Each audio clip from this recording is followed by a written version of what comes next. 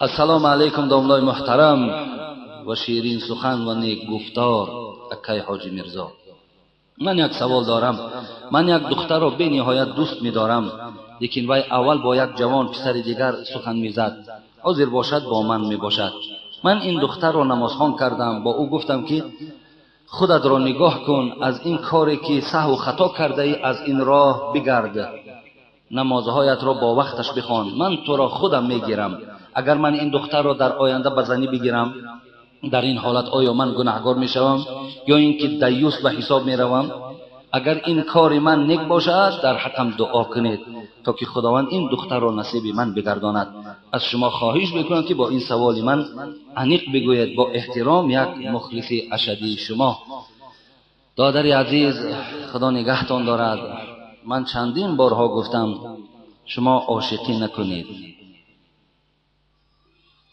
خدا خیر دهد جلال الدین رومی را، صحبت عاشق تو را عاشق کند. شاید همین دادرای ما همین عاشقی که در غزلهای این بزرگا میگذرد، همین عاشقی قد کوچه تصور کنند. این حضرت ها ما را دعوت به عشق خدا و عشق رسول و عشق اهل علم و عشق این گونه مجلس ها دعوت میکنند، نه به عاشقی کوچه. برادر عزیز و گرامی، اکثر عاشقها را شما خودتان میدانید که حیات خوب ندارند. اکثر عاشقها را شما خودتان میدانید که حیاتشان بردوام نرفته است، حتی در بین قطع شدند، عاشقی هاشون بریده شدند. برای چیزی نادرست بود، برای چیزی ناخوب که بود، پاینده نداشت.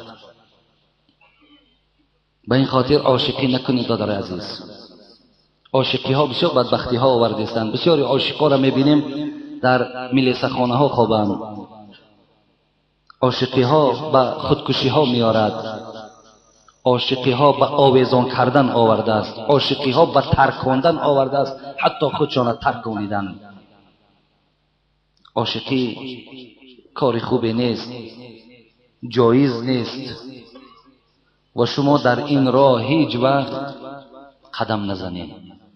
میلش دادری عزیز، اگر این زن برای تو معقول است و تو میخواهی که اینو بر زنی قبول کنی، خوش به حالت.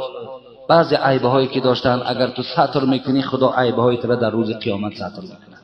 بگیر زنی کن، برای او تعلیم های خوب کن، انشاءالله پروردگار برای هر دو شما اجر میدهد. درست است دادر عزیز.